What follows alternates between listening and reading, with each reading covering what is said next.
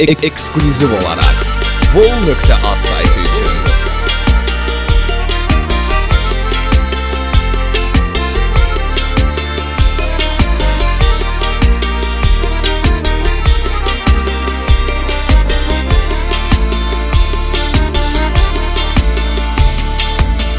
Arzularım talan oldu, hayallarım güman oldu.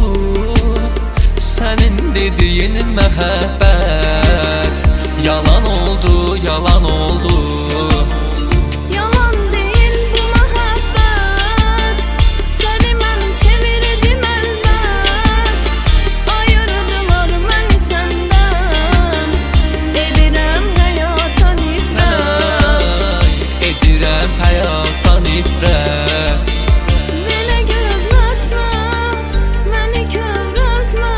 Gəl, gəl, məni incitmə, pərişan etmə.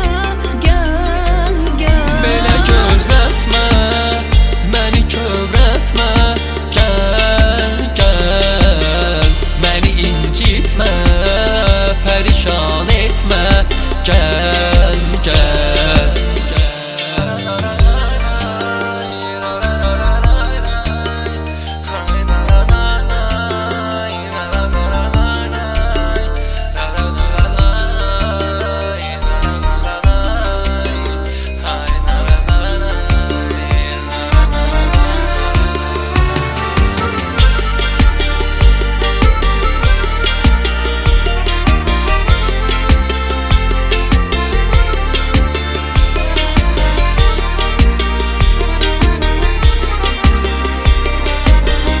Sabirabadlı Simran Production təqdim edir.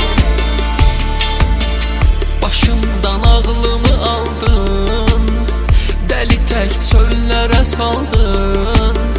Məni tək tənha buraxdın, sən özündə tənha qaldın. Gece gündüz ağlayıram, neçə gündür yatmayıram. Səni düşünürəm ancaq, şəklini qucaqlayıram.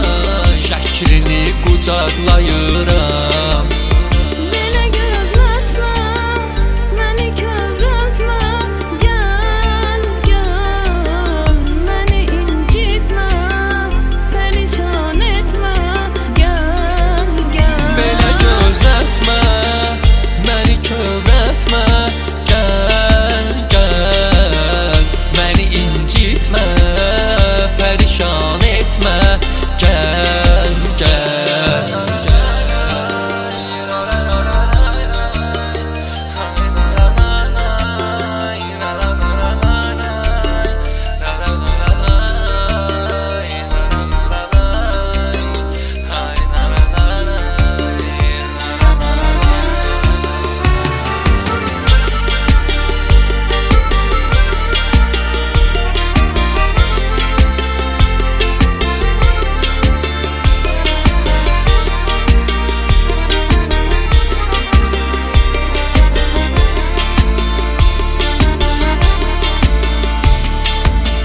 Məni dinlə göz bəbəyim, sənin üçün döyünür ürəyim.